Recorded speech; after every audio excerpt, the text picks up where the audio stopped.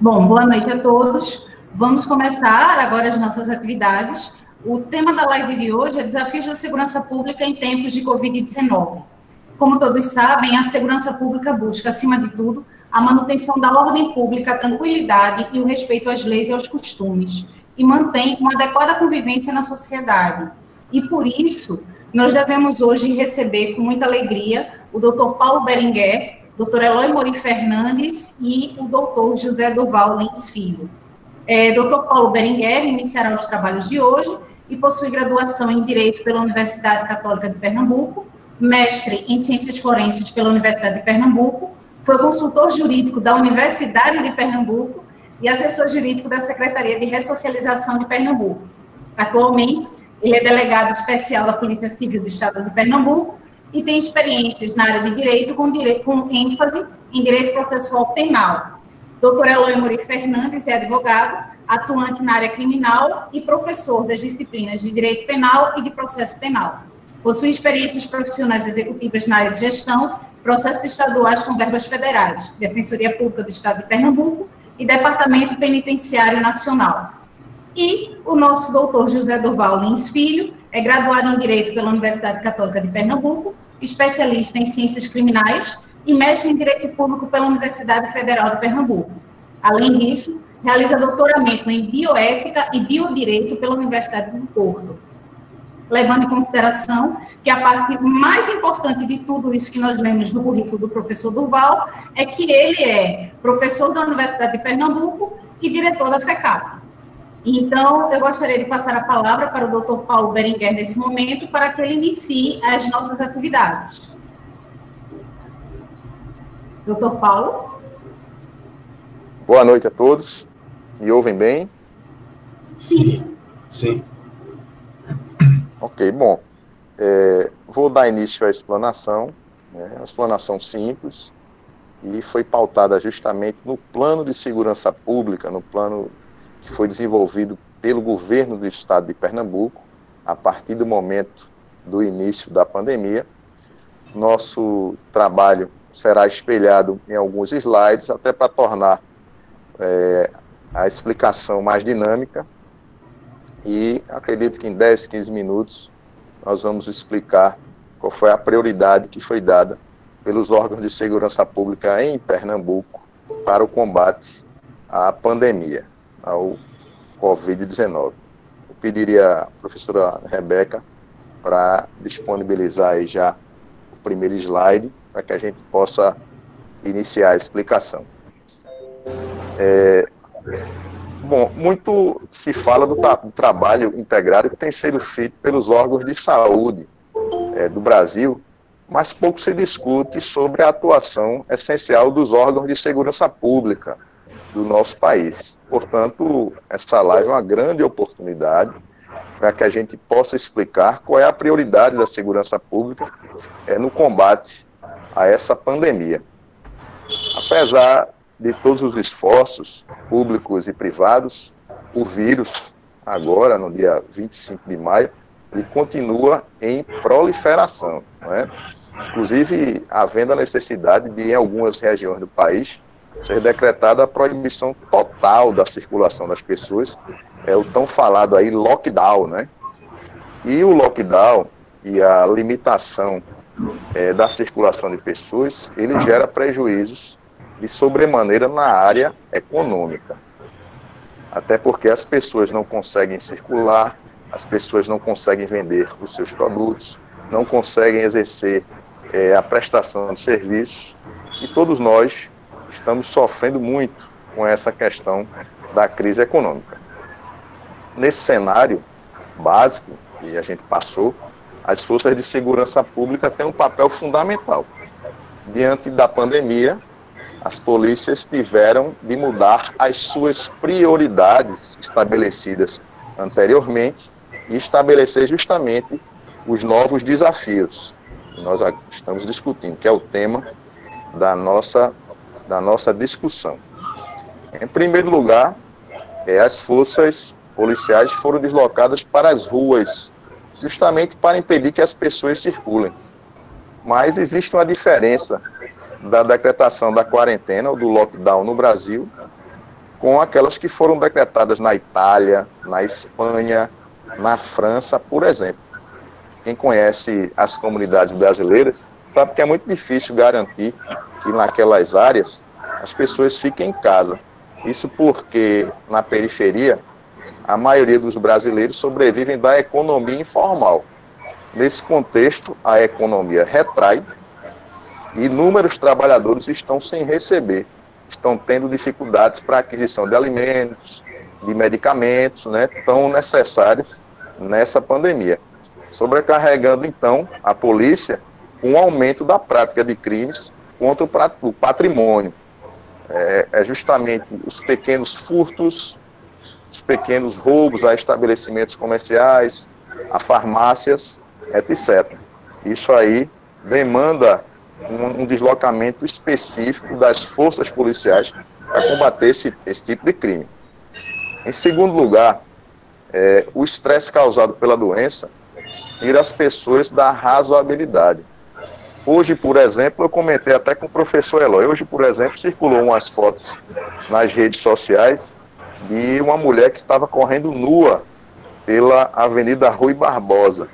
Isso é justamente o estresse causado pela doença, não é? É a incerteza, é a insegurança de manter os seus empregos, é a falta de recurso financeiro para fazer os pagamentos ordinários, e isso aí gera também distúrbios, brigas, e a polícia é deslocada para a manutenção da ordem em locais de aglomeração. Outro exemplo que a gente pode citar é justamente a desorganização das filas, gerando aglomeração, por exemplo, nas caixas econômicas.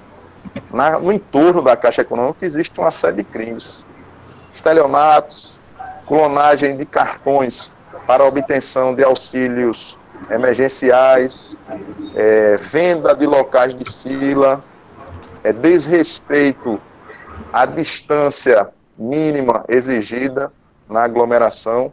Então, o efetivo policial ele é deslocado justamente para controlar esses distúrbios sociais. Em terceiro lugar, a questão do sistema penitenciário, com ocorrência de fugas, rebeliões, em razão das medidas de restrições, como a redução de visitas para evitar o aumento da propagação do vírus dentro das unidades prisionais. Há, inclusive, iniciativas, doutor Eloy, doutor Durval pode explicar melhor, iniciativas por parte do Poder Judiciário no sentido de liberar aqueles presos de baixa periculosidade, não é? E existe uma restrição também dentro das unidades com as medidas sanitárias que estão sendo tomadas pelo governo do Estado. Ou seja, existe uma restrição e isso naturalmente causa desconforto por parte da população carcerária. Em quarto lugar, o que é que tem sido verificado? Aumento da prática de crimes de estelionato e de crimes contra a economia popular, sobretudo por meio cibernético. A ausência de circulação das pessoas transfere para essas negociações pelos meios virtuais. Então, o que é que está acontecendo? A gente está verificando um aumento daqueles crimes por meios de internet, por meios de redes sociais, por meios de WhatsApp, por meios da própria internet, dos canais próprios das empresas que fazem revenda. E por meio físico, o que a gente está verificando aí é, por exemplo, venda de álcool gel falsificado, todos os dias. Venda de medicamentos falsificados.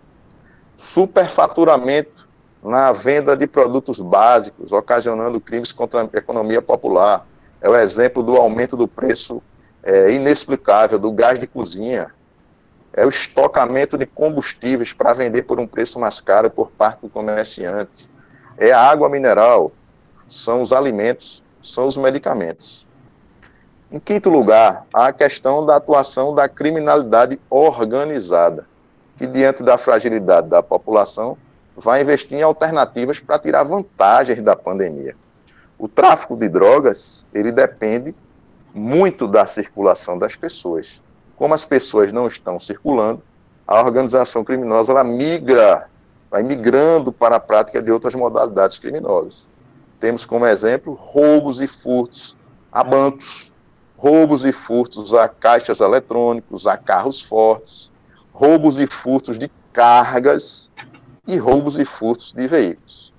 E em sexto lugar, estamos experimentando aí um aumento dos crimes de proximidade. Está sendo bem veiculado na imprensa. Está acontecendo muito crime de violência doméstica, mas isso acontece porque as pessoas elas estão convivendo sem sair de casa ou dentro de um mesmo bairro, e isso acarreta conflitos dentro da própria comunidade, são os chamados crimes de proximidade.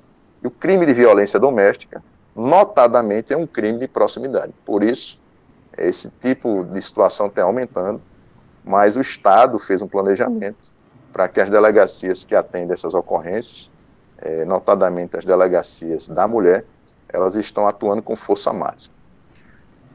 Por fim, os membros da segurança pública estão nas ruas e a possibilidade de contaminação dos policiais ela é verdadeira.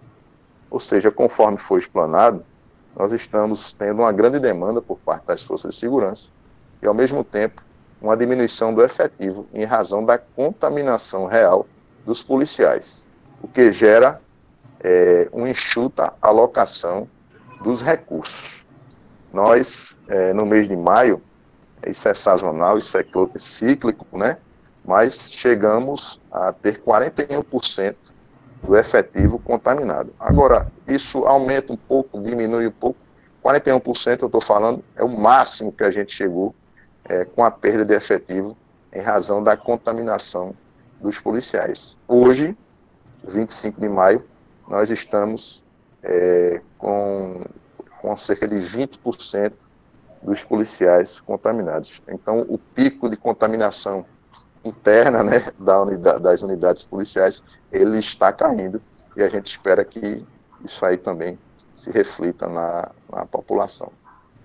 Bom, diante de todos esses fatores, o planejamento da Secretaria de Defesa Social tratou de gerir melhores recursos e melhor alocamento de efetivo para o combate a esse tipo de criminalidade.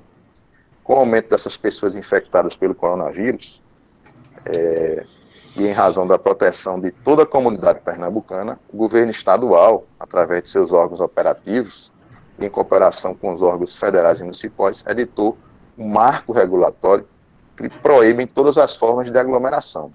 Está ocorrendo o que nós chamamos na segurança pública de estado de isolamento social. É um termo extraído da segurança pública, né? É um estado de isolamento social, o que requer uma atuação intensa dos órgãos de segurança pública, uma vez que o prolongamento das restrições poderá ocasionar, por exemplo, tudo aquilo que já foi identificado naqueles 7 exemplos que eu dei anteriormente. Diante desse cenário, os demais órgãos responsáveis pela segurança adotaram providências para a diminuição, para a mitigação dos riscos decorrentes da decretação do estado de emergência em saúde pública. Isso é o nome oficial e se dá à intervenção do Estado. É estado de emergência em saúde pública, havendo a necessidade de estabelecer um plano integrado estadual. Participam desse plano 21 órgãos ou instituições públicas e privadas. Eu não vou citar todos os 21 órgãos ou instituições, até porque o tempo é curto e a gente ainda tem muita coisa para poder explicar. Mas a gente poderia estabelecer como principais a Polícia Militar de Pernambuco, a Polícia Civil de Pernambuco, a Polícia Federal, a Polícia Rodoviária Federal, que é o controle de circulação de veículos, órgãos municipais, autarquias de trânsito, empresas privadas, a exemplo de farmácias, supermercados e hospitais privados, órgãos de trânsito, concessionárias de água, luz e telefonia, uma vez que a energia, a água e a luz, elas não podem cessar, né? Já que a gente trabalha no estado de exceção, a água, a luz e a energia são serviços essenciais e a população não pode ficar sem que esses serviços sejam prestados. E qual o marco regulatório para a decretação do estado de emergência? São vários. Constituição Federal, Constituição Estadual, o Código Penal, a Lei 13.979 de 2020, que são justamente a lei que trata do enfrentamento de emergência de saúde pública decorrente do Covid-19 em Pernambuco, diversas portarias e outros decretos que vão atualizando a questão da pandemia de acordo com o aumento ou diminuição da contaminação. E quais são os crimes mais comuns que nós estamos verificando diretamente relacionados com a pandemia? Bom, isso é uma polêmica. Eu vou passar a bola para doutor Eloy e doutor Durval, não é? Mas os crimes que a gente tem verificado diretamente relacionados com a pandemia, em razão do descumprimento desses decretos, é justamente a infringência de normas sanitárias, prevista no artigo 268 do Código Penal. É um crime de menor potencial ofensivo. Em regra, quem descumprir as normas do decreto terá a sua ação tipificada nesse crime, do 268, e o 330, que é justamente a desobediência. E sobre esses tipos penais existem discussões calorosas aí por meio das redes sociais, justamente por conta da proporção dos bens em litígio. É o direito à vida em contraposição com o direito de manifestação. É o direito à vida em contraposição com o direito de ir e vir. É o direito à vida em contraposição com o direito de reunião. Então, existem calorosas discussões jurídicas, calorosas discussões políticas sobre a questão do abuso por parte dos gestores, dos governadores, dos prefeitos, com a emissão dos decretos. Mas isso aí é uma questão política, a gente suplanta e depois a gente pode responder com maior calma. Não é? Bom, no mês de maio, nós atingimos o pico da pandemia aqui no estado de Pernambuco e foi verificado que quase 77% dos casos de contaminação estavam localizados em 5 municípios da região metropolitana do Recife. Recife, Olinda, Jaboatão, Camaragibe e São Lourenço. O slide, vocês estão vendo, está estabelecendo os índices de contaminação por cidade. Recife, por exemplo, atingiu um índice de 53,4% de contaminação, só em Recife. Então, houve a necessidade da instituição do lockdown na região metropolitana, que está vigorando até o dia 31 de maio, para verificar, para que a gente possa diminuir esse pico da pandemia nessas 5 cidades.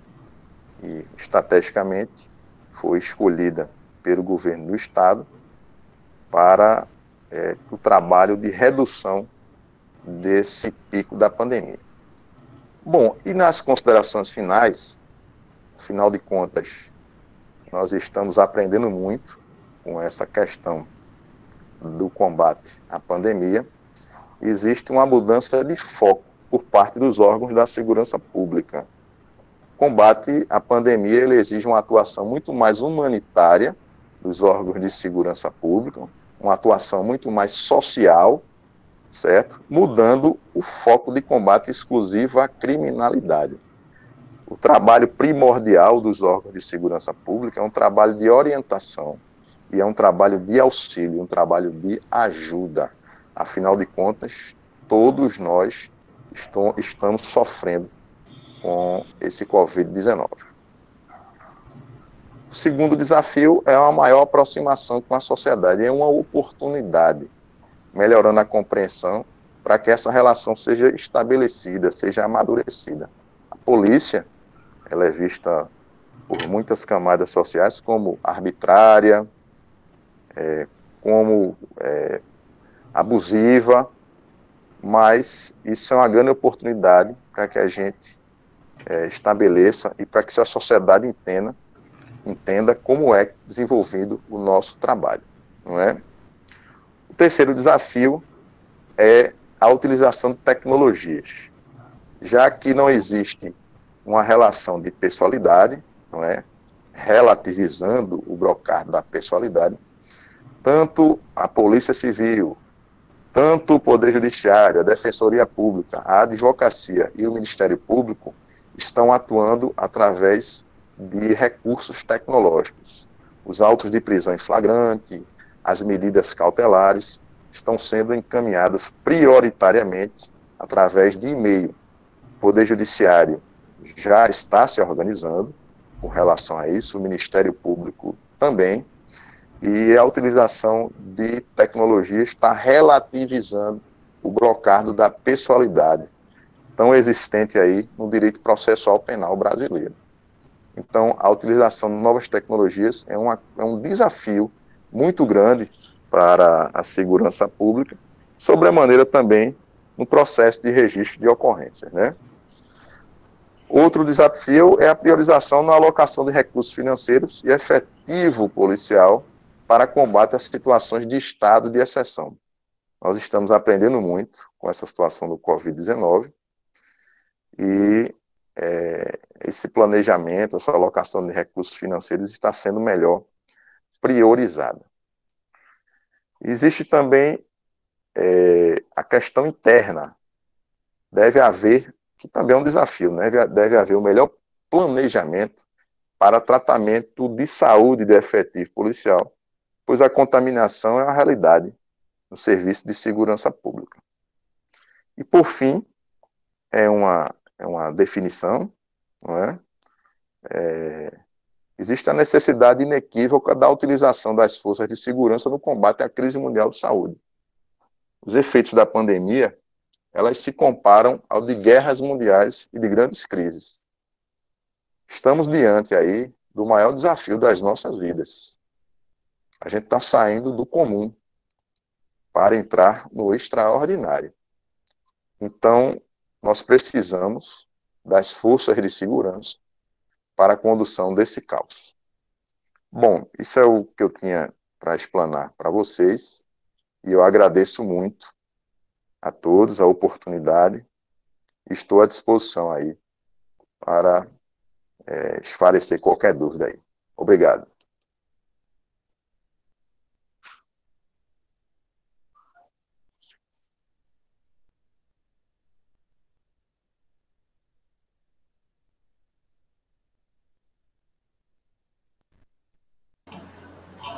Bom, eu agradeço, doutor Paulo. Eu acho que a sua fala foi bastante precisa em muitos momentos, principalmente quando se tratou do final, que estamos vivendo um momento inacreditável e definitivamente é um trauma transgeracional.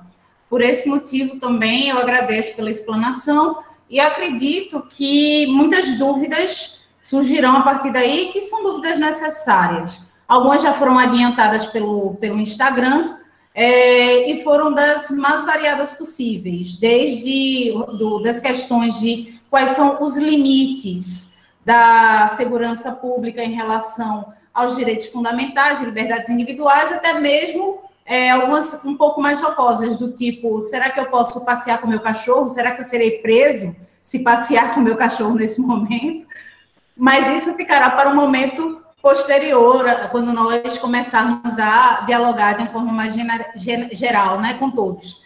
Então, eu gostaria de agradecer a sua presença, pela sua brilhante fala, e vou passar a palavra agora para a doutora Eloy fazer as suas considerações.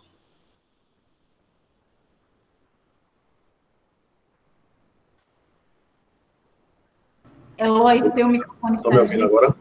Sim, agora sim. Quando você falou que estava ligado, estava desligado, aí agora confundeu. De logo eu quero agradecer, né, a honra de estar junto do Dr. Paulo Berenguer, né, bem como do Dr. Durval. O Dr. Paulo está com essa cara de intelectual hoje, embora ele também o seja, né, mas nós sabemos que ele é um delegado dessa dessa nova geração, né, de policiais, que realmente deu uma nova roupagem. Eu me lembro de ter sido colega de mestrado do Dr. Andrei, né, que se aposentou cedinho, que a exemplo do Dr. Paulo entrou no serviço público, né, muito novo, e agora tá nas minhas fileiras, né, advogando. Dr. Durval, eu o conheço, mas a gente nunca sabe se é da Católica, se é da televisão, porque, né, depois que se assume a função de delegado, essa popularidade televisiva acaba nos deixando desconfortáveis para determinar de onde nós nos conhecemos, mas certamente somos, né, de uma geração parecida, certamente nos vimos lá pelos corredores da Católica. Quero dizer da minha alegria de estar entre, né, dois delegados tão respeitados. O doutor Durval dispensa a apresentação, né? Hoje é mais ou menos o dono da casa aqui da FECAP, que está nos recebendo com todo carinho. O que eu gostaria, então, e agora me dirigindo ao público, né, desse espaço, já vi que tem gente até da Suíça assistindo, viu, Rebeca? Vai certificado até para a Suíça hoje.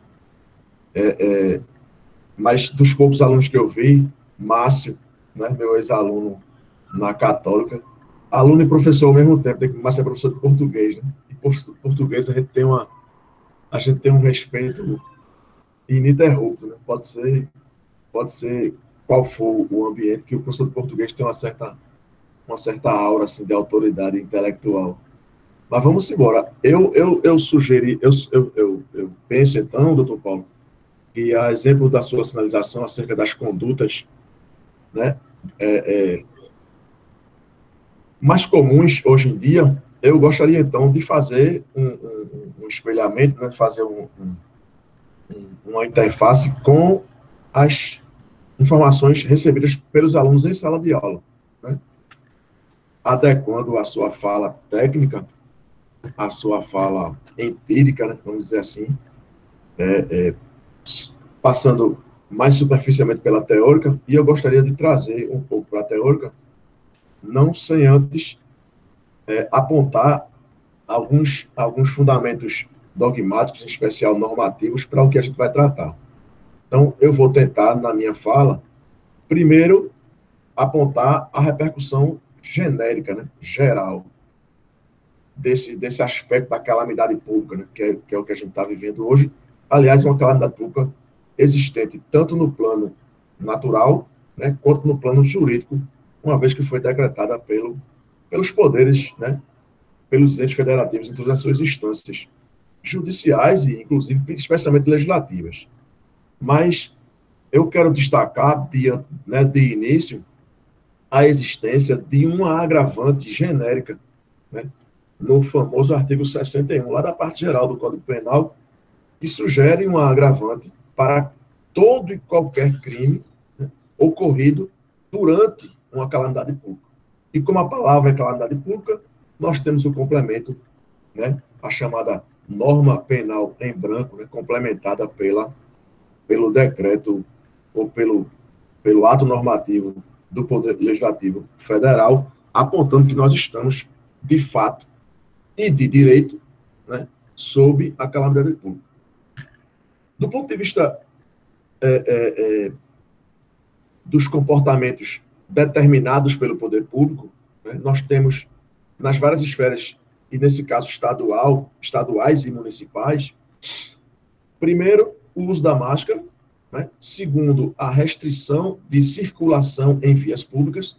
Eu tomei o cuidado de tirar, a partir do decreto estadual 49.017, da semana passada, né? De 11 de maio de 2020, que, como bem sabe, né, os dois delegados, ele delimita, e eu quero tomar a partir de palavras específicas, por exemplo, uso de máscaras, restrição de circulação em vias públicas, né, porque isso já nos aponta para aquela velha reclamação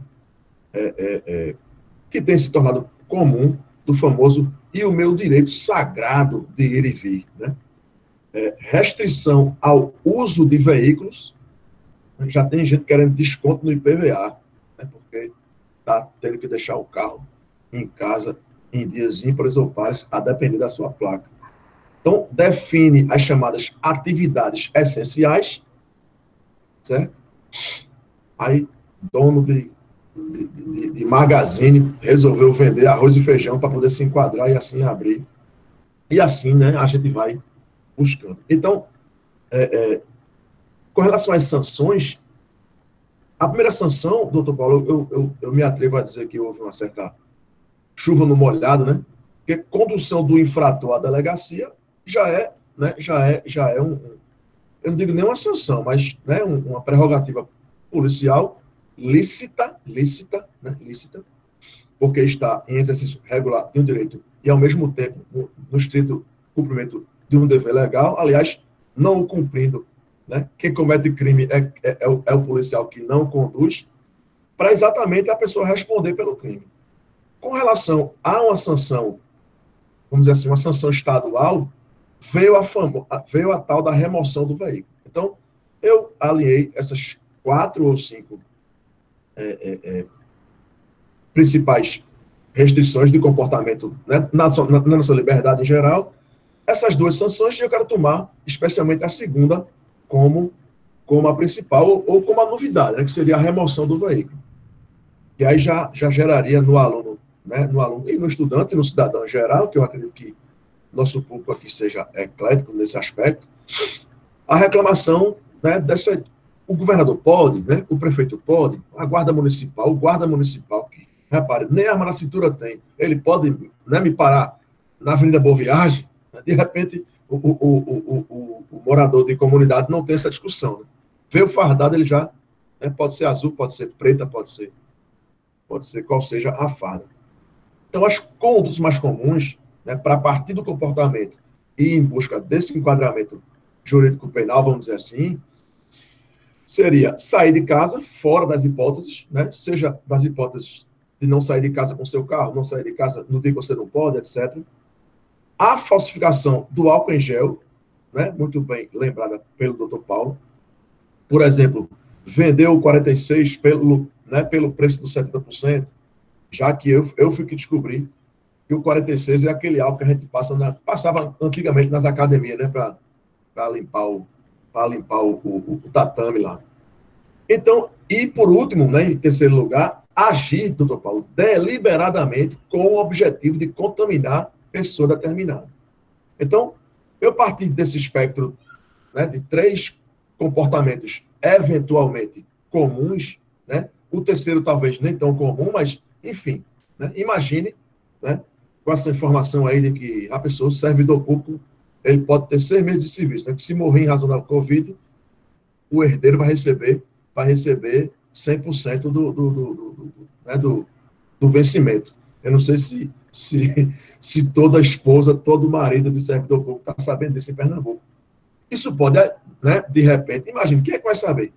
Né, se você, né, contaminou seu parente. Isso é um trabalho, doutor Paulo, né, se notabilizou, né, na carreira dele por solucionar casos de homicídios. E qualquer dia, né, ele vai falar só sobre isso. Eu já me comprometo com meus alunos a chamar doutor Paulo, já intimo ele de logo para falar sobre isso. Imagina, doutor Paulo, descobrir um homicídio dentro de casa nesse nível, né? Nesse nível. Né? Uma pessoa íntima que contamina o parente e tal. Então, vamos lá. A primeira hipótese de crime é exatamente a desobediência, né, ou a infração de medida sanitária preventiva. É uma norma penal em branco, demanda, né, a determinação, né, a edição dessa norma preventiva, não há qualquer discussão. Né? Descumpriu uma das 4, 5 que eu enumerei, né, não sai de casa, etc. Descumpriu, está, em tese, né, submetido, está vulnerável a que a autoridade policial, ou policial em geral, o leve para a delegacia, sob pena, né, de responder, caso não leve, para responder por esse crime. Imagine agora que encontrado na praia quando não podia, né, ou no shopping, enfim, no Bom Preço, né, no supermercado sem a máscara, etc., ele receba a ordem direta de um agente público né, e ele diga, não vou. Pronto. Nesse caso específico, né, vocês percebam que os objetos jurídicos eles vão se alternando. E o que parece um conflito aparente de normas, parece um conflito aparente, ficou redundante, mas o que parece um conflito de normas se dissipa. Se dissipa quando você fica atento para o objeto jurídico que é tratado. Repare, no primeiro crime, né, que é contra a saúde pública, você tem a desobediência de medida sanitária. Ótimo. Agora, quando um agente público dá a ordem, vou remover seu carro, e você fala, o senhor não vai demover, você já está atentando contra, né, a administração pública. Né, notadamente, a administração pública no tipo penal bastante famoso, que é o da desobediência. Aí vai depender da autoridade policial, e aí o doutor Duval pode nos orientar nesse sentido, né, de que se haverá ou não o chamado princípio da consunção. Né? A desobediência à medida sanitária foi crime meio para a desobediência. Eu entendo, né, do alto do meu, ou do baixo do meu garantismo, de que não há confusão entre objetos jurídicos. Há dois objetos jurídicos distintos, duas condutas, e não há que se falar em crimes semelhantes. Eu acho que há dois crimes em concurso material. Em terceiro lugar, né, se você atenta diretamente contra a saúde de alguém, imagine que você está numa fila da Caixa Econômica, aí você espirra lá ou espelha de alguma forma o que você acredita, né, vetorizar o vírus ou sei lá o quê. Então, nós estamos diante, né, daquele crime ainda contra a pessoa, né, já não mais, né, contra a saúde pública já no final, mas contra a pessoa do artigo 132, que é a exposição a perigo. Certo? Agora, num quarto lugar, que seria o crime do artigo 132, né, crimes de periclitação da vida e da saúde, ainda crimes contra a pessoa, entre o 121 e o 154A. Por último lugar, né, ou por último, mas não menos importante e não menos contraditório ou difícil de compreender, estão as lesões corporais, né, as lesões. Eu gosto de chamar de lesões porque se você chamar de lesão corporal, eu estou esquecendo que a lesão à saúde também é uma lesão do artigo 129. Então, se há objetivo, repare, de contaminar alguém deliberadamente, você vai encontrar no próprio tipo da lesão corporal, tanto a lesão corporal grave, né, da moléstia, do contágio de doença, do afastamento por mais de 30 dias do cara do trabalho, se você deliberadamente contamina alguém com a Covid-19, né, com o Covid, enfim, com a Covid-19, você pode afastar a pessoa do trabalho e, em assim, atingindo a sua saúde neste nível, você comete o crime de lesão corporal e até, se resultar da incapacidade, né, ou de enfermidade incurável, ou mesmo aborto, você teria um crime de lesão corporal gravíssima, sem qualquer dificuldade. Né? Quem está aparecendo o delegado falando aqui sou eu. Mas, enfim, não há o que discutir. Né? São objetos jurídicos, doutor Paulo, que se alternam, a meu ver, progressivamente no sentido de gravidade, mas não progressivamente no sentido de agressão ao mesmo bem jurídico, que é o que determina o que a doutrina chama de progressão criminosa. Né? Eu só vou ter o crime fim absorvendo o crime meio quando eu tenho entre, né, o início da conduta e o fim uma mesma intenção, ou uma única intenção final, que seria o crime progressivo, e várias intenções progressivas, escalonadamente arrumadas, no sentido de agredir, né, cada vez mais o mesmo bem jurídico. Nesse caso, o primeiro crime atenta contra a saúde pública, né? O segundo, contra a administração da justiça, precisamente a administração pública em geral, aquela primeira parte do finalzinho do Código Penal. O terceiro, né, atenta contra a saúde ou a vida, põe em perigo a vida de pessoa determinada. E o terceiro, alcançando esse mal, alcançando essa enfermidade incurável, ou qualquer dos resultados, né, prescritos como lesão corporal grave e gravíssima dos parágrafos 2º primeiro e segundo, ou mesmo terceiro, né? Que é a morte culposa como resultado pré-doloso da lesão corporal. Então, eu quero acreditar que eu tenha feito, né, alguma relação com as disciplinas de direito penal, né? Vou deixar a parte de processo penal, se assim quiser, doutor Durval, colocar, mas eu quero crer que eu tenha conseguido, né, trazer desse conhecimento, né, dos planos de atuação da polícia, do Estado policial, especificamente da Polícia Civil, ou na sua manifestação ostensiva, diante desse estado excepcional, eu quero crer que eu tenha conseguido, né, logrado êxito, no sentido de fazer o aluno refletir o que ele vê em sala, né, do que se está acontecendo. É uma senhora oportunidade, né, de falar sobre leis penais extraordinárias, né, coisa que era só teórica, né, aquelas leis excepcionais, né, aquelas que ultraagem mesmo depois de encerrada a sua excepcionalidade. Então, eu quero agradecer, é uma honra e uma responsabilidade ao mesmo tempo, né, estar perto de Dr. Paulo Berenguer, né, e agradecer ao Dr. Durval também por essa companhia na noite de hoje. E, Dr. Paulo, eu queria homenagear nosso amigo Coronel PM Geraldo Severiano, que nos deixou recentemente. E eu passo a palavra para a mediadora. Bom, dando prosseguimento aqui às nossas atividades, nós já tivemos algumas perguntas e elas serão trazidas posteriormente. A doutora Eloy já deu uma adiantada em relação à pergunta de Salete, mas eu acredito que doutor Durval, ele poderá dar continuidade e a partir daí entraremos no nosso quesito de perguntas. Eu acho bastante interessante as duas perspectivas, concordo 90% com elas, e acredito muito no que o doutor Paulo colocou, de que estamos vivenciando uma grande guerra, né? A partir do momento que nós temos isso em mente, eu acho que muita coisa já dá para ser interpretada a partir dessa perspectiva.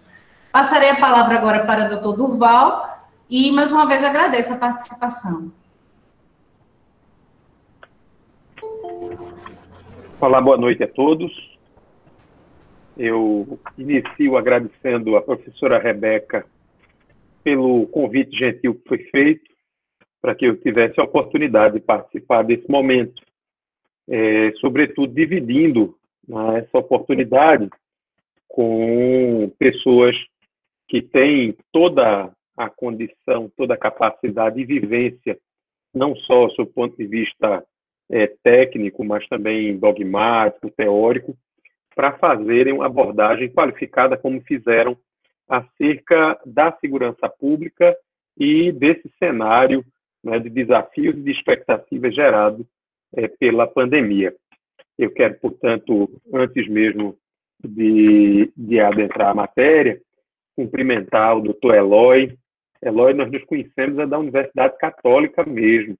Eu fiz algumas novelas na Rede Globo, mas acredito que a sua memória seja alusiva aos nossos encontros pelos corredores da Universidade Católica. Sinal que a memória está de primeira. Cumprimentar também, de modo muito carinhoso e particular, Paulo Berenguer, né, doutor Paulo, meu colega de profissão, com quem eu tive e tenho a oportunidade, né, de dividir as agruras, os desafios, de fazer parte da Polícia Judiciária de Pernambuco, que tem esse papel de fazer a apuração das infrações penais, né? Evidentemente aquelas que, em sua grande maioria, portanto, não fazem parte do plexo de atribuições da Polícia Federal. Então, Polícia Civil, que tem o seu contorno de atuação por um princípio de residual, e eu tenho a oportunidade de dividir, né, essa tarefa com os seus bônus e ônus com o doutor Paulo Berenguer. Então, que sejam, como já foram pela professora Rebeca, bem recebidos nesse ambiente virtual, e o meu boa noite a todos que aqui participam, né? Nós temos uma participação intensa nesse evento, né? E essa é uma das grandes novidades desse período de pandemia, a possibilidade de nós suplantarmos as dificuldades, suplantarmos a ansiedade do dia a dia, né, o medo com a questão da saúde, e nos debruçarmos sobre novas tecnologias para podermos abordar temas importantes, temas relevantes e que fazem parte das nossas vidas, a despeito de nós estarmos, em nossa grande maioria, confinados ou isolados socialmente. Bom, é muito difícil falar sobre o tema proposto, notadamente depois das abordagens de Paulo e de Eloy. No entanto, eu quero trazer aqui algumas reflexões acerca do decreto, acerca dessas limitações, mas penso que essa provocação deva ser precedida de uma outra abordagem. Quando a gente trata de segurança pública, e acredito que Paulo Berenguer foi que falou um pouco sobre isso antes, né, que todo mundo pensa na questão da polícia e tal. Segurança pública é algo que é maior, né, do que atuação de polícia. E não é coisa apenas de polícia. Quando a gente fala, sobretudo hoje, em segurança pública, a gente pensa, ou a gente é levado a compreender a segurança pública no conjunto de políticas públicas necessárias para que o Estado consiga realizar o seu desiderato. Então, qual é o grande propósito do Estado? Não é? Há quem diga que é distribuir justiça. Vejam, numa perspectiva menos idílica, eu diria que o Estado busca a viabilizar a convivência das pessoas. E, nesse sentido, há a necessidade, né, do estabelecimento de políticas públicas, políticas de Estado. E a política de segurança pública deve necessariamente ser uma política de Estado. Nós estamos agora num momento, acredito, que de reencontro com as políticas públicas. Tem se gerado uma discussão política acerca de um Estado mínimo, de uma perspectiva minimalista, em que o Estado é senhor de todos os males. A pandemia, de alguma forma, fez com que a sociedade em geral se voltasse ao sistema de saúde e, a partir de então, começasse a fazer uma avaliação acerca do SUS, refletindo sobre a sua importância nesse atendimento universal, não só aos brasileiros, mas também aos estrangeiros que são residentes no Brasil, cotejando esse atendimento, né, e o momento excepcional que passamos, por todo um conteúdo político que, por anos, foi responsável por um subfinanciamento dessa política de saúde. Então, boa parte do que a gente vivencia hoje no sentido da saúde, e também, vamos observar, na política de segurança, decorre de décadas de subfinanciamento, tanto com relação à saúde, quanto com relação à segurança. No entanto, a despeito da gente identificar esse problema, eu penso que esse seja o momento para a gente se reconciliar com algumas políticas públicas, políticas de saúde e políticas de segurança, notadamente percebendo, repito, que segurança pública não é apenas limitação de direitos. Né? Pelo contrário, acho que este momento, e que Paulo Berenguer disse assim, agora é uma mudança de foco. É uma mudança de foco com relação à atuação, mas numa perspectiva estratégica, nós também vivemos um momento diferente. É o momento de perceber que segurança pública não é apenas a política pública, a política do Estado, responsável pela limitação de direitos, mas, ao contrário, é um tipo de política pública que nos permite o exercício de tantos outros direitos. É o que nos permite, muitas vezes, a possibilidade de trabalhar, é o que nos permite o direito à educação, é o que nos permite o direito à saúde. Portanto, a atividade da segurança pública, ela não é apenas uma atividade de limitação.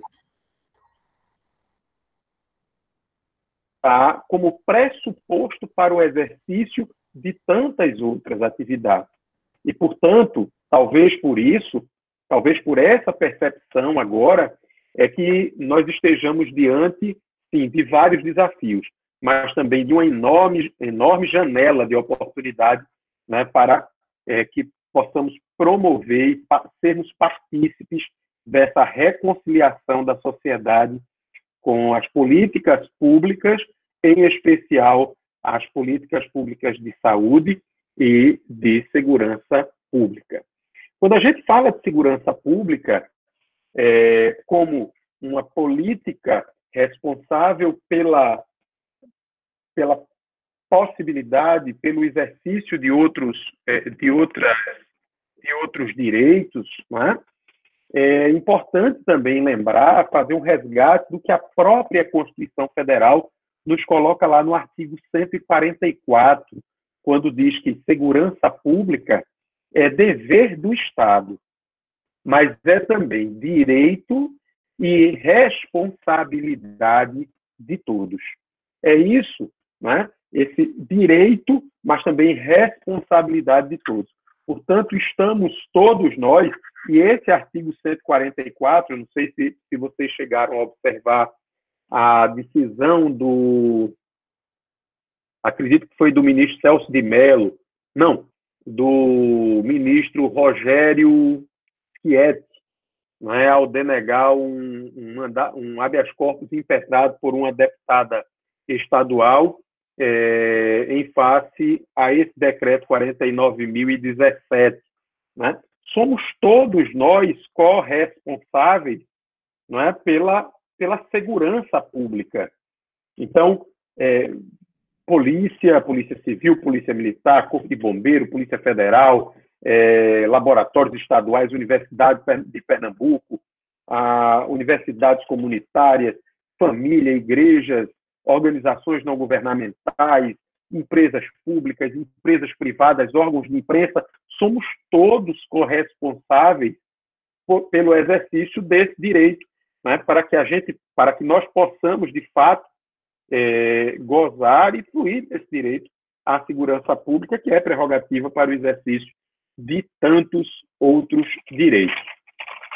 Com relação a essas questões que já foram aqui levantadas, tanto por Paulo quanto pelo doutor Eloy, eu quero só fazer algumas rápidas observações. Eu, há poucos dias, até por estava escrevendo aqui um artigo e fui levado a consultar algumas estatísticas, não é? E fui em busca dessa questão da prática, do dia a dia, do redirecionamento que foi necessário com relação às forças de segurança especificamente. A gente sabe que no conjunto do Estado nós temos vários órgãos articulados, salvo engano, acredito que Paulo Berenguer tenha falado de 21 órgãos, não é, envolvidos nesse momento, articulados para a superação desse momento, dessa crise. Mas, então, fazendo essa pesquisa, alguém perguntou, mas, Durval, o homicídio aumentou, diminuiu, o tráfico, enfim, é necessário a gente perceber que os crimes não deixaram de acontecer ou passaram a acontecer em razão do vírus. Os crimes acontecerão enquanto houver, evidentemente, um suporte econômico, enquanto for rentável que algumas dessas atividades criminosas aconteçam, como é o caso do tráfico de armas, como o tráfico de entorpecentes, como as organizações criminosas, etc.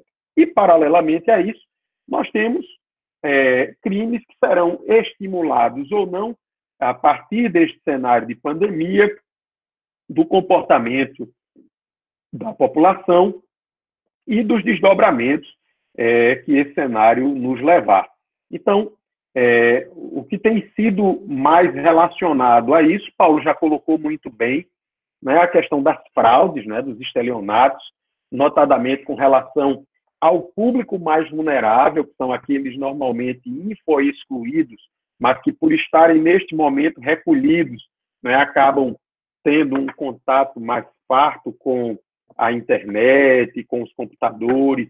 São os idosos, né, que normalmente têm mais boa fé para acessarem, para acreditarem naquilo que estão recebendo.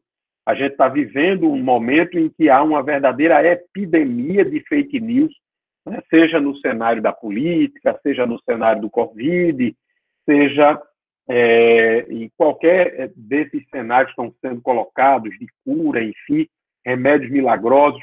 Portanto, nós estamos diante de uma verdadeira epidemia de fake news. O recurso à internet tem feito com que as pessoas procurem realizar compras virtualmente e, portanto, é natural que haja, nesse particular, um aumento nos crimes que são praticados e perpetrados a partir, né, da rede mundial de computadores. Os crimes contra a economia popular, acho que todo mundo lembra o que aconteceu, principalmente nos primeiros dias aí com relação ao álcool na sua apresentação em gel. Né? Eles chegaram a faltar, teve gente que comprou, estocou, os preços foram para o espaço. Né? Paulo falou da questão dos combustíveis. Hoje eu fiz uma postagem no meu Instagram, né, falando, por exemplo, do preço do pão francês, que faz parte da alimentação da maioria, da grande parte dos brasileiros, e que um determinado supermercado da região metropolitana, aqui do Recife, colocou o quilo do pão lá em cima. Então, algumas dessas questões não podem ser abandonadas, não podem ser esquecidas, e, de fato, não estão sendo.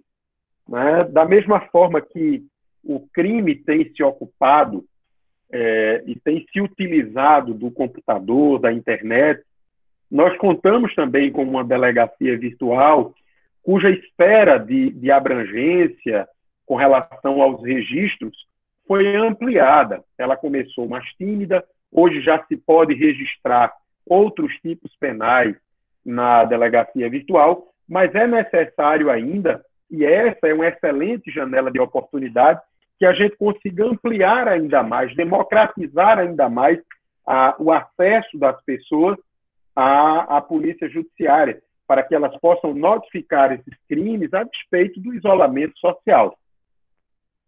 E uma outra questão que me chamou a atenção foi com relação à violência doméstica. Vejam, com relação à violência doméstica, eu fazia um comentário de que as pessoas, quando começaram lá, acho que 16 ou 17 de março, né, quando nós fomos levados ao isolamento social, ninguém sabia, como de fato ainda não se sabe, quanto tempo duraria esse isolamento.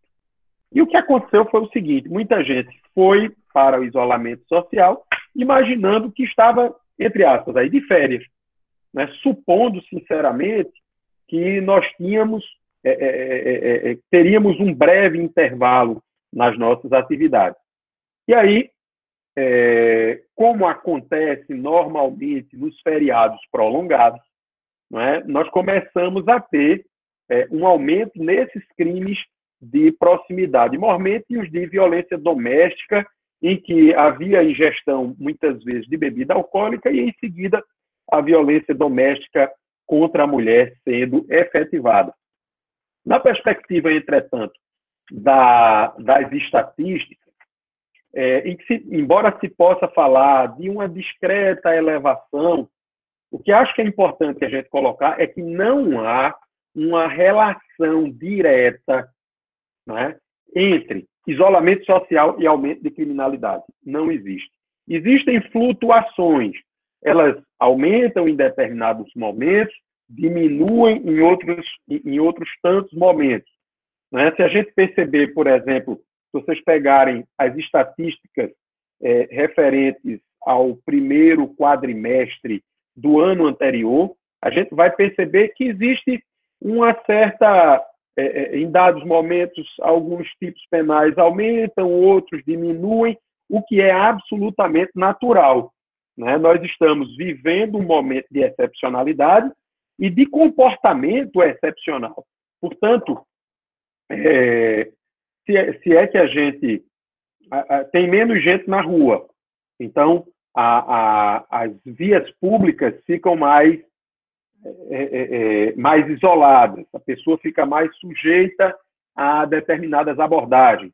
Por outro lado, há outros tipos penais, por exemplo, com a circulação de veículos restrita e com a quantidade de bloqueios da polícia na cidade, a tendência é que nós tenhamos uma diminuição nos roubos e furtos de veículos, e assim por diante. Então, o que eu acho que é importante que a gente tenha cautela é que a gente não pode relacionar de forma direta um aumento de violência ou uma diminuição dela como em razão do isolamento. O isolamento nos leva a oscilações dentro de um padrão que a série histórica das nossas estatísticas já estava acostumada a lidar com ela. Portanto, nesse sentido da criminalidade, é importante dizer que há um conjunto de esforços, né, do governo do Estado, da Polícia Civil, da Polícia Militar, que tem surtido um efeito, sim, muito positivo, né, a despeito de tudo quanto se está vendo, mas não há nada que tenha... mas não há nenhum descontrole, né, em razão das estatísticas. Eu quero só aqui dizer que não é que eu acho que tenha pouco crime, pessoal, mas o próprio Durkheim, né, ele diz que o crime é um fenômeno social normal e, portanto, o nosso desafio e o desafio das instituições de segurança é mantê-lo dentro de determinados patamares, notadamente no momento de excepcionalidade. Então, esses avanços pontuais e regressões pontuais não podem ser consideradas como um descontrole deste momento. Outra questão que foi aqui trazida é a questão da atuação propriamente da polícia. E não se pode falar disso sem fazer o registro de que há hoje, ainda assim, já em razão do próprio subfinanciamento e de políticas outras, há uma defasagem muito grande com relação ao efetivo policial, né? O efetivo policial é muito aquém daquele que seria necessário para esse momento. É importante dizer que percentualmente, ou melhor, nos índices da quantidade de policial por 1.000 habitantes, nós estamos hoje em condição mais difícil do que estivemos há 20 anos atrás. Né? Então, com a população aumentada e o quadro de policiais não teve o incremento que seria, inclusive, internacionalmente recomendável. Então, esse é um ponto importante. Lembrando também que boa parte dos policiais tem mais de 60 anos, né? E, portanto, está no grupo de riscos. Lembrar que boa parte desse efetivo possui comorbidades, né, tais como a cardiopatia, como nefropatia e como tantas outras que estão elencadas, a obesidade e tantas outras que o vulnerabilizam ainda mais na hipótese da infecção pela Covid-19. Os esforços foram concentrados, né, a polícia trabalha num regime de plantão para buscar dar conta de tudo isso. E é importante perceber que, ao lado disso, existe algo muito importante, sobretudo para quem trabalha, muitas vezes, com o uso da força, né, e que precisa exercitar diariamente algo chamado moderação e serenidade, que é a saúde mental. No momento em que a gente diminui o efetivo policial, necessariamente a gente precariza o trabalho daqueles que ficaram. Então, esse é um grande desafio que as instituições todas hoje, né, mas as instituições policiais precisam enfrentar. Eu me recordo que em 2017 eu fui a um congresso da Associação Internacional dos Chefes de Polícia, em que a temática central, puxada, inclusive, não é, pelas polícias dos Estados Unidos, os diversos estados e cidades, era focada exatamente na questão da saúde mental, não só pela explosão de violência, mas pelo grande número de suicídios de policiais norte-americanos. Portanto, é também necessário que a gente tenha um olhar atento a essa dimensão humana daqueles que nos prestam serviço neste momento. Penso, meus amigos, que nós temos muitos desafios, né, mas esses desafios nos abrem enormes janelas de oportunidade na perspectiva institucional.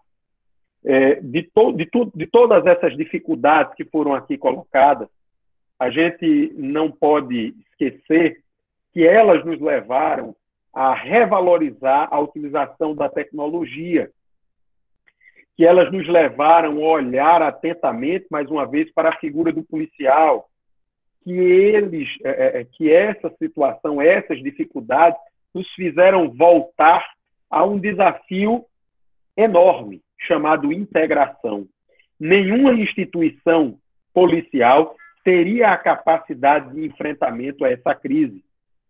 A capacidade de enfrentamento da crise demanda necessariamente uma articulação de corpo de bombeiro, polícia militar, polícia civil, polícia federal, guardas municipais, forças armadas.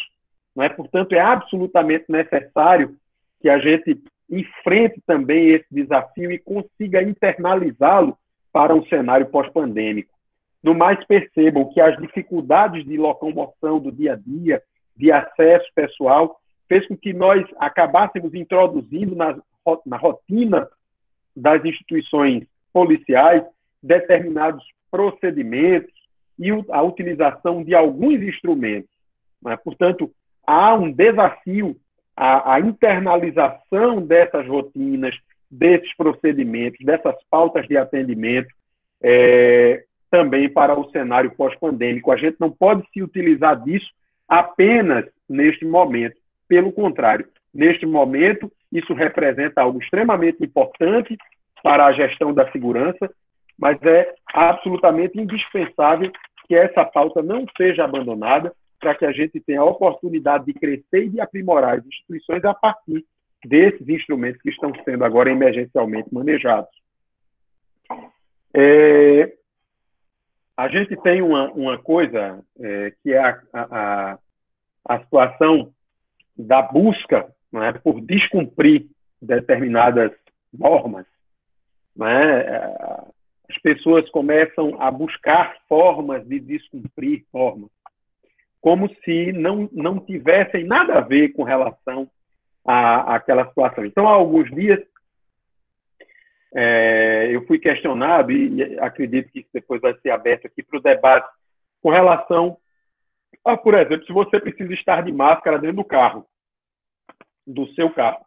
Vejam, pelo decreto, você precisaria estar de máscara dentro do carro. Não é? A outra questão, se você precisaria justificar ao passar... Vejam, não há, neste momento, a sociedade precisa entender, não é, que essa segurança que se busca não é algo do policial ou da instituição, mas é exatamente aquilo que o artigo 144 fala de responsabilidade de todos. Nós temos o decreto 49.017, que, na verdade, é uma norma que completa o preceito primário do artigo 268 do Código Penal, que trata da infração de medida sanitária preventiva. O primeiro artigo desse decreto, ele dá exatamente a sua tônica. Ele diz qual é a natureza jurídica, né, desse decreto. Para além do seu nome decreto, ele diz que é um decreto que se destina a medidas restritivas no cenário da pandemia para o Covid-19. Portanto, com essa observação, com esse primeiro artigo, essa norma já se posiciona como sendo uma infração, uma medida preventiva de natureza sanitária. Não é? E aí, gente, quando a gente vai lá para o artigo 268, se diz infringir medida sanitária preventiva. Qual é a medida sanitária preventiva? Nós estamos diante, o doutor Eloy bem lembrou, de uma técnica utilizada pelo legislador penal chamada norma penal em branco. Norma penal em branco é aquela cujo preceito primário precisa de um complemento. Se esse complemento vem por ordem ou vem por uma outra norma de mesma natureza, a gente vai chamar de norma penal em branco homogênea. Se vem por uma norma de outra natureza, como é o caso aqui, a gente tem uma lei, que é o Código Penal, complementado por um decreto, a gente passa a ter uma norma penal em branco heterogênea. Então, nós estamos diante de uma norma penal heterogênea. Aquele que descumpre, né, o decreto 49.017 incorre, evidentemente, no crime do artigo 268. E aí, eu tenho escutado, muita gente, inadvertidamente, dizendo assim, então pode haver prisão por decreto? Os governadores podem mandar prender? Os prefeitos podem determinar prisão? Não, não. Nós vivemos em um Estado de Direito, e o que caracteriza o Estado de Direito é a obediência à lei, à norma. Não é? No Brasil, a norma penal ela deve ser federal e nacional. Ela vige no território nacional todo e ela tem vigência em todo o território também. Não é? Ela vige em todo o território e ela emana de um poder central. Foi o poder central, foi a Câmara dos Deputados, o Senado Federal, que, ao editarem o Código Penal, utilizaram a técnica da norma penal em branco. Então, recentemente, o Supremo Tribunal Federal se pronunciou no sentido de que essas medidas sanitárias seriam de atribuição de governadores e prefeitos. Portanto, cabe aos governadores e prefeitos, no exercício da sua atividade, amparado pela Constituição e devidamente reconhecido pelo Supremo Tribunal Federal, a edição dessas medidas. Portanto, alguém, ao ser preso em razão dessa infração, não está sendo preso em razão do descumprimento do decreto. Está sendo preso em razão da infração ao artigo 268 do Código Penal, complementado pelo decreto, o que muda completamente o cenário sob a perspectiva jurídica. Isso, aliás, é importante que se diga, não é nenhuma grande novidade. No âmbito da questão do desarmamento, nós já temos isso. Né? O Estatuto do Desarmamento, lá, a Lei 10.826, ela já trata, ela já utiliza essa técnica da norma penal em branco. Só que, normalmente, em geral, essas lacunas lá do Estatuto do Desarmamento são supridas por normas que são editadas pelo Ministério da Justiça, pelo Exército Brasileiro, mas percebam que em dados momentos, notadamente no que diz respeito aos policiais civis e aos policiais militares, cabe aos governadores fazer essa regulamentação. Portanto, não há aqui algo que seja inédito. Né? Então, é absolutamente, no meu sentir, na minha perspectiva de interpretação, é absolutamente factível que nós tenhamos a prisão em razão do artigo 268. E isso, pessoal, independe da vontade do governador. Né? Muitas vezes, mas o governador não quer mandar prender. Isso é norma de direito penal, ação penal pública incondicionada. Aquele que não age quando deveria agir pratica o crime de prevaricação. É importante que a gente coloque isso, porque há algo que extrapola da vontade do governador, da vontade do policial, é algo de ordem pública. Então, ao falar disso, apenas para complementar uma provocação que foi feita com relação ao crime de desobediência, eles têm bens jurídicos diferentes. Portanto, não há aí a incidência do princípio da consunção. O princípio da consunção é quando uma conduta ela é praticada como meio para outra. Né? Então, teríamos, por exemplo, consunção entre o sujeito deu uma facada no outro, lesionou e ele morreu. Ou então, princípio de consunção, mais claro, eu falsifiquei uma certidão de nascimento e depois a utilizei para obter um determinado benefício. Veja, se eu só usei a certidão para esse benefício, a falsificação fica abrangida pelo crime final. Não é a hipótese aqui com relação ao 268 e ao 330, que, aliás, tem, como já disse, bens jurídicos diferentes. Agora, o cenário pós-pandemia nos aguarda com uma discussão que certamente vai ser levada ao Supremo Tribunal Federal, que é sobre a constitucionalidade ou a inconstitucionalidade do artigo 3º do Código Penal. O artigo 3º do Código Penal diz mais ou menos o seguinte: aplica-se a lei penal temporária e a lei penal excepcional aos crimes praticados durante a sua vigência. Pois bem, será que, quando exaurida a vigência do decreto, desse decreto, os infratores serão beneficiados pelo artigo 5º, inciso 40 da Constituição, que trata da retroatividade da lei penal mais benéfica? Estaríamos diante de uma novatio legis immelius, ou mesmo de um abolitio criminis? Vejam, me parece que não. Mas isso vai depender do julgamento da constitucionalidade ou da inconstitucionalidade do artigo 3º. Se o artigo 3º do Código Penal, levado ao Supremo Tribunal Federal, numa ação de ineditismo, porque nenhum de nós está acostumado a conviver com leis penais excepcionais ou leis penais temporárias, né? Se esse artigo 3º for considerado inconstitucional, essas pessoas serão beneficiadas pela retroatividade da lei penal mais benéfica. Caso contrário, não serão responsabilizadas normalmente. Então, eu encerro aqui, quero passar novamente a palavra à Rebeca, agradecendo a atenção de todos e renovando mais uma vez a alegria de poder dividir esse ambiente virtual com todos vocês. Estou à disposição para as perguntas que eventualmente sejam feitas. Obrigado, Rebeca, mais uma vez pelo convite.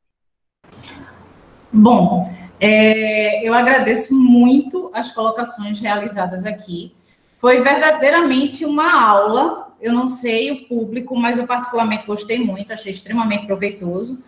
E algumas das perguntas que já foram feitas anteriormente, ou até mesmo aqui no chat, elas já foram adiantadas pelos nossos participantes. Eu acredito, inclusive, que a última fala do professor Durval refere-se à pergunta de Salete de modo muito mais preciso, muito mais direto.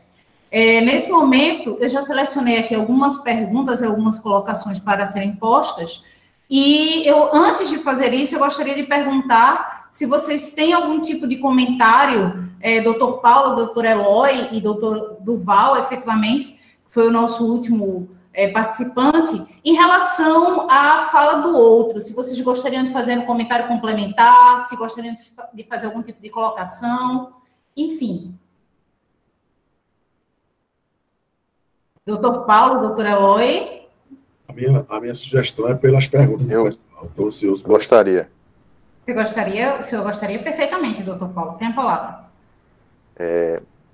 Sinceramente, Rebeca, eu achei muito interessante, né, o debate.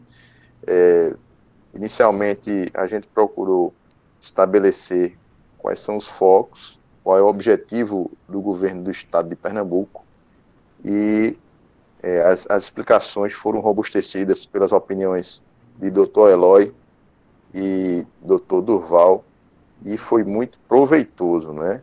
Inclusive, como complemento, na verdade, a gente não combinou, mas parece que a gente tinha combinado.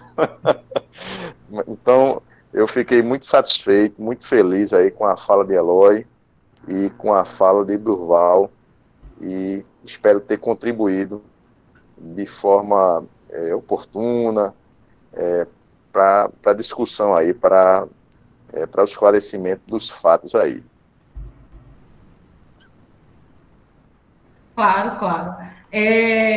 Algumas das colocações que eu selecionei aqui, algumas realmente foram bastante, como eu já tinha dito anteriormente, algumas referiram-se apenas à questão, por exemplo, de serei preso se sair com meu cachorro na rua, se eu não estiver usando máscara, qual é a autoridade policial, qual seria a autoridade ou procedimento que a polícia tomaria nesse caso. Mas eu acredito que essas perguntas elas já são um pouco mais corriqueiras e já estão sendo esclarecidas. Uma coisa que também é bastante notável é o fato de que nós temos uma preocupação muito grande, nós, enquanto sociedade, de que a polícia deve apenas prender. E eu acho que uma coisa que todos nós estamos aprendendo com essa situação extraordinária é também o papel educativo das autoridades policiais. Muitas vezes nós percebemos isso até mesmo em alguns depoimentos na mídia, algumas entrevistas, quando se diz o seguinte, nós vamos educar, nós vamos instruir. E talvez, em relação até mesmo à imagem da polícia, da corporação de forma geral, isso venha a ser um grande acréscimo positivo. Eduardo Gomes da Costa faz uma pergunta aqui bastante interessante. Ele escreve, por exemplo, o professor Duval. O senhor adotou o conceito de justiça social, incluindo segurança pública, alimentação e saúde, no termo mais amplo do que está sendo empregado usualmente. Há, com as realidades atuais de contingência de recurso, a possibilidade de efetivar a aplicação em nossa realidade social desse sentido mais amplo de justiça social? A partir do momento que eu faço uma colocação aqui de um dos nossos inscritos, eu acredito que todos os outros também possam comentar, caso se sintam confortáveis. Então, a pergunta, basicamente, ela seria isso, de que há possibilidade de efetivar uma aplicação em nossa realidade social desse sentido mais amplo de justiça social? Para o professor Duval... Com licença. Fique à vontade. Rebeca, eu estava dando uma olhada exatamente na pergunta de Eduardo. Eduardo, obrigado aí pela sua participação. Vê bem, eu até aproveitando essa pergunta, dizer o seguinte, a gente está vivendo esse cenário de desafios, oportunidades, né? Então, me parece que isso é muito claro. Não é que eu queira viver aqui o cenário de Poliana, não. Mas de fato, acho que a cada desafio se descortina uma possibilidade. Tanto para nós, do ponto de vista pessoal, individual, mas nós como Estado, nós como sociedade, nós temos que visualizar nessas dificuldades também que oportunidades elas nos trazem. Quando eu falei, e até Paulo disse, parecia que a gente tinha combinado. Quando eu falei na questão da mudança, de que segurança pública ela não é só limitar direitos, né? Que a segurança pública ela é um pressuposto para o exercício de outros direitos, para assegurar o direito ao trabalho, à alimentação, ao abastecimento, né? Então, quando eu coloquei isso, eu falo muito mais da segurança como defesa, né? É como uma defesa da própria sociedade. Eu acho que essa é uma oportunidade para a gente exercitar efetivamente uma mudança que o Estado de Pernambuco tentou implementar isso, acho que ainda no finzinho da década de 90, quando mudou o nome de Secretaria de Segurança Pública para Secretaria de Defesa Social. Mas, a despeito do nome Defesa Social, a gente continuou fazendo segurança pública, né? Então, eu penso que essa seja uma excelente oportunidade para a gente exercitar defesa social, para a gente colocar todo o aparato de modo articulado em razão da defesa social. Então, quando o Eduardo fala da alimentação, da questão de justiça social, nós fazemos parte, as instituições ditas de segurança também fazem parte de tudo isso, né? A gente não pode dizer lá ao Estado, não, aí você resolve com a Secretaria de Cidadania, com a Secretaria de Ação Social. Nós fazemos parte, a política de Estado, não só de governo, a política de Estado ela tem que ser integrada. Então, é muito nesse sentido. Quando eu falo num termo, numa abrangência mais ampla com relação à segurança, eu estou, na verdade, descortinando a oportunidade de nós exercitarmos a defesa social. Não estritamente lá, como na criminologia a gente estuda, né, na Escola da Nova Defesa Social de Marco Aurélio. Não é exatamente isso, mas é da gente dar um enfoque diferente à segurança, mostrando que ela não é uma segurança pública, não é uma segurança do Estado, mas ela é um plexo de instituições que está na defesa da sociedade. Então, é nesse sentido. E, lógico, todos nós passamos por dificuldades financeiras, orçamentárias. Agora, por exemplo, professora Rebeca, nós vamos passar por um período muito crítico. A Universidade de Pernambuco teve um corte orçamentário, a nossa FECAP teve um corte orçamentário significativo, não é? Mas nós vamos passar por esse período, e é importante a gente perceber que, por outro lado, eu nunca tinha visto uma rede de solidariedade se formando com tanta consistência quanto a gente tem visto hoje. Que essa rede de solidariedade seja capaz também de nos tocar individualmente, né, para que a gente possa continuar com ela num cenário pós-pandemia. E que isso não seja apenas uma iniciativa isolada lá de um delegado, de um oficial da polícia, de um médico, mas que a gente possa trazer essa rede, né, ou dar a essa rede uma dimensão e uma estabilidade necessária para que ela tenha a capacidade de alcançar o maior número de pessoas possível. Obrigada, doutor Durval. Doutor Eloy, gostaria de fazer alguma colocação? Ele se manifestou logo no início. Eu não sou exatamente o melhor administrativista da noite. Doutor Paulo está aqui na minha frente, eu não posso falar bobagem.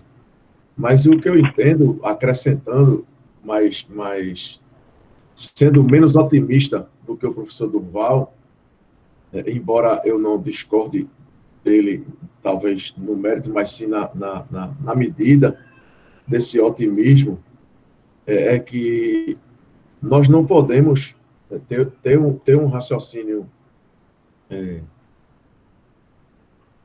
dissociado da realidade, né, das pessoas que, por exemplo, não tem como se esforçar, não tem esforço que as tire do lugar onde elas estão.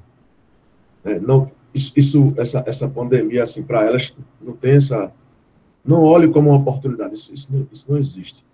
Como não existe no tempo normal, mas ainda não existe. Por outro lado, talvez eu queria fazer um registro, né, antes de dizer exatamente o que eu pretendo dar, já a título de conselho, nos aproximando do final da noite de hoje, é que, assim, por exemplo, a nossa aluna, nossa queridíssima Raíssa, que eu registrei a presença internacional dela, lá da Suíça, nos disse que lá na Suíça também há, né, aumento de crimes domésticos, enfim, crimes de proximidade. Embora não se tenha números, como talvez a gente ache que tenha aqui, lá também tem essa violência que eu comentei mais cedo com o doutor Paulo hoje durante o dia. É o tipo de crime que não tem polícia que evite. Por que nossos taxas de homicídio? Aí eu já me atrevo a dar uma de criminólogo empírico, doutor Paulo. Por que nossos crimes de homicídio são tão difíceis de evitar? Não, na minha visão, de vítima de homicídio, né? Já que eu não tenho arma, eu sou vítima de homicídio. Mas também seria mais ainda se tivesse que o diga, né, o delegado lá do prédio do ex-presidente Lula, né, lá em São Bernardo. O cara instrutor, né, de arma, enfim. Aparentemente brigando com a namorada, ele levou meia dúzia de tiros e a mulher levou um só. Ou deu em si própria um só. Enfim, vamos saber o que é que aconteceu, né? Dando a todos o direito de contar a sua versão. Talvez não mais a dela, porque ela já morreu, mas a dele certamente virá a público. Mas o que eu queria trazer como reflexão, professora Rebeca, é o seguinte: é que talvez o que nos falte é essa percepção do conjunto, né? Essa percepção do todo da ordem jurídica. Quando um sinal de trânsito, aí eu já vou me remeter às minhas aulas de administrativo, que já estão tão distantes que é atrevimento meu falar perto de Paulo Berenguer, por exemplo. Assim, aquele exemplo do sinal de trânsito, né, Paulo? O sinal vermelho é um ato administrativo em qualquer medida que você queira entender um ato administrativo. É uma manifestação do Estado dizendo a você, pare. Né? Talvez seja um exemplo, eu acho que para essa turma mais nova, Paulo, nem seja mais esse exemplo, mas o nosso sempre foi esse. Quer saber o que é um ato administrativo? Quer saber a capacidade de penetração de um ato administrativo do sortimento de manifestações de um ato administrativo? Olhe para um sinal de trânsito. Ele manda você parar, ele manda você seguir, ele manda você prestar atenção em 3 cores. E ali está o Estado falando com você. Né? O que talvez nós percamos, né? E não é uma lâmpada que vai você parar. Porque senão você vai dizer que a autoridade de quem fez você parar é a do eletricista que colocou a lâmpada no sinal. E não é dele. Não é dele. Assim como não é só dele, e o professor Duval muito bem colocou, não é do governador a autoridade de... agora o governador prende. Claro que não é isso.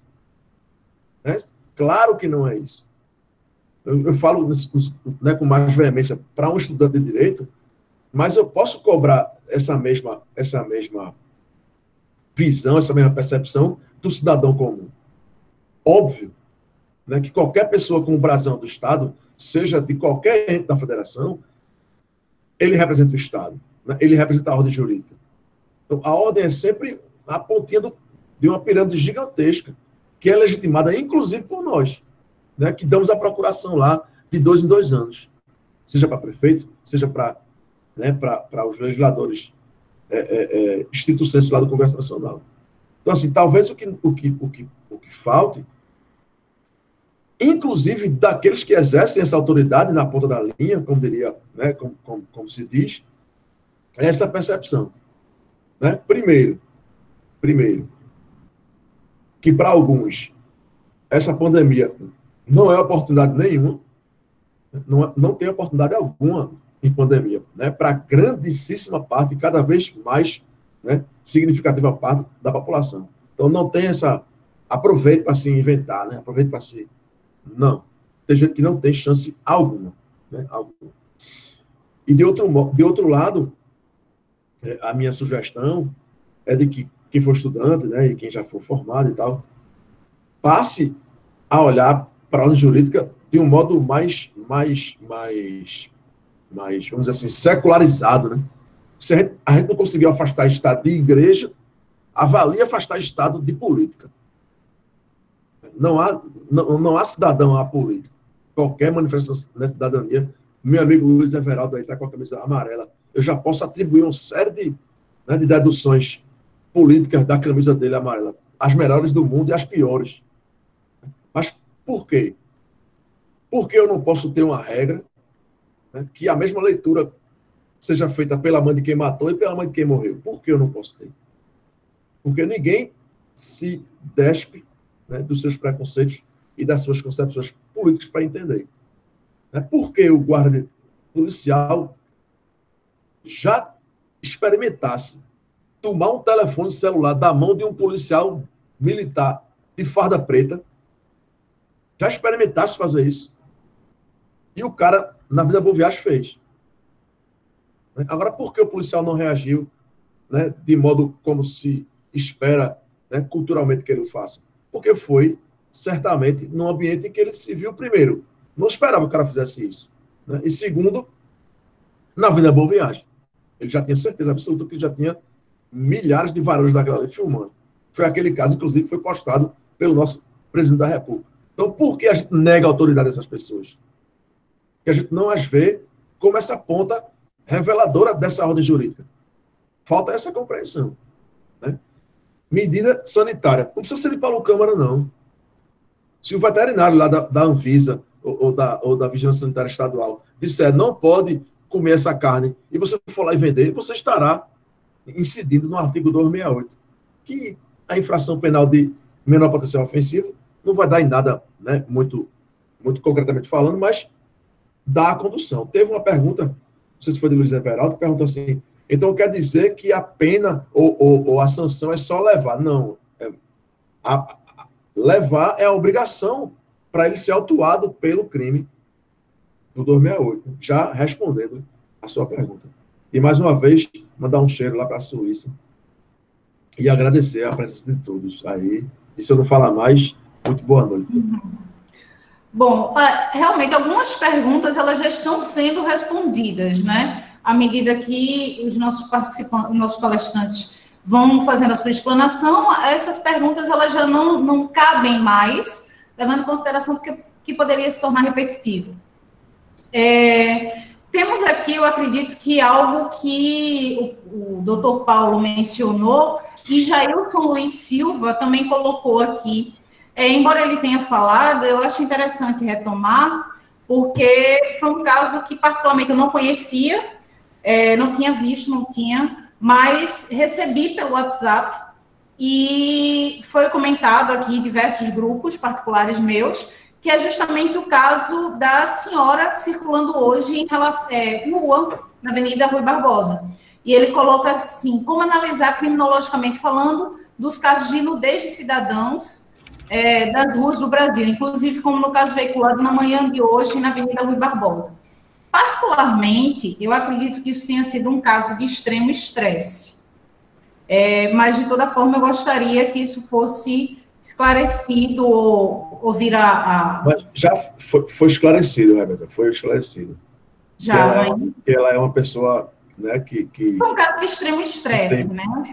Talvez não tenha relação, inclusive, com a pandemia. Sim, a informação que eu tive em alguns grupos de médicos e tal, de pessoas, é que ela é uma pessoa que já fez, inclusive, há umas semanas atrás. E que foi acolhida e tal, foi vestida, etc. Mas é uma pessoa com uma condição biológica, né? Pré-existente. Para usar um termo bem jurídico penal.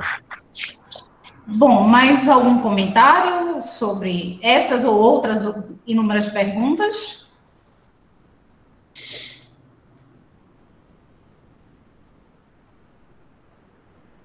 Bom, eu acredito que realmente já estamos nos conduzindo ao fim, não é isso? Penso que todas as perguntas anteriormente levantadas, mesmo que eu não tenha realizado essas perguntas aqui, elas já foram completamente respondidas. Algumas foram recebidas pelo Instagram, outras foram recebidas pelo e-mail institucional da Coordenação de Extensão. E eu gostaria de aproveitar a deixa e fazer a propaganda do nosso encontro da quarta-feira que vem, que é justamente Entre Silêncio e a Resiliência, múltiplas manifestações de violência contra a mulher. Teremos a presença de Fabiana Leite, presidente da Comissão da Mulher Advogada, OAB Pernambuco, e de Gleide Ângelo, delegada e, nesse momento, deputada estadual.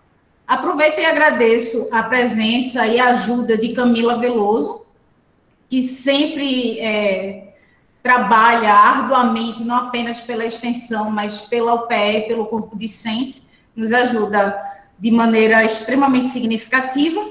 Agradeço ao professor Eloy Mori Fernandes pelas considerações, pelo tempo. Também, da mesma forma, agradeço ao doutor Paulo, porque eu tenho certeza que, nesse momento, todos estão muito ocupados e, mesmo assim, tiveram tempo, disponibilidade e gentileza de estar aqui conosco. E, da mesma forma, agradeço ao doutor Durval Lins, nosso diretor, delegado, artista da Globo, na verdade, pela presença, por ser aqui o nosso principal cicerone, não é isso? Por ser a pessoa que está nos recebendo. E agradeço também aos inscritos, aqueles que permaneceram aqui. Foi mais ou menos 1 hora, quase 2 horas de atividade, e muitos ficaram firmes e fortes. Então, agradeço a todos. Mais alguém gostaria de fazer algum tipo de ponderação, algum tipo de colocação? Não. Rebeca, apenas para encerrar, eu quero, mais uma vez, em nome da faculdade, de Ciência de Administração e Direito da Universidade de Pernambuco. Agradecer aos professores Paulo Berenguer e Eloy Mori Fernandes pela disponibilidade, pela qualidade do debate que nos ofereceram hoje à noite. Agradecer a todos que compareceram e que dedicaram aí uma parcela do seu tempo para discutir um tema tão sensível e tão relevante para toda a sociedade nesse momento de excepcionalidade. Quero registrar também que acompanhou aí a nossa live o professor Nivaldo Brainer, professor aí da FECAP. Agradecer aos estudantes da FECAP, aos estudantes da Universidade Católica, enfim, a todos aqueles que estiveram conosco até agora. Renovar o convite para a live do dia 27, às 19 horas. Trata-se de um tema extremamente importante também para ser discutido, né? E gostaria, por fim, de agradecer a você pela iniciativa dessa série de debates, pelo empenho que tem tido, né, à frente da coordenação setorial de extensão da FECAP, e que tem dado à atividade extensionista um destaque não só no contexto da nossa faculdade, mas de toda a universidade. Muito obrigado a você e a todos. Uma boa noite e até a próxima. Bom, agradecendo a presença de todos, agradecendo as palavras do nosso diretor Durval e, novamente, desejando uma boa noite, fazendo o ensejo e deixando o convite para que venham na nossa próxima reunião. Agradeço muito e respondendo aqui quando será a próxima de administração, será em breve. Podem acompanhar as nossas redes sociais. Temos o Instagram, professor Jailson Silva também é presença a ser registrada. Meu colega lá da... Muito obrigada a todos e uma boa noite. Boa noite.